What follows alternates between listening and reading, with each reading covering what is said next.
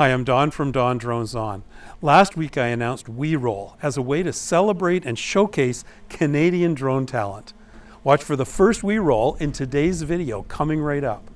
And stick around for the launch of another Canadian drone community activity, DPAC Fly Day.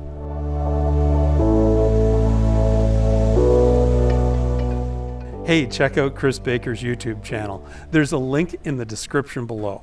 Chris was the very first WeRoll submission I received, and hey, why not reward the early bird? So what's DPAC Fly Day? Super simple. Let's all try to fly our drones or RC aircraft on Sunday, July the 2nd. Every RPAS pilot in Canada. On your own or make it a group event, whatever works for you. Just get up there, fly your aircraft, safely and legally of course, and get a picture of yourself.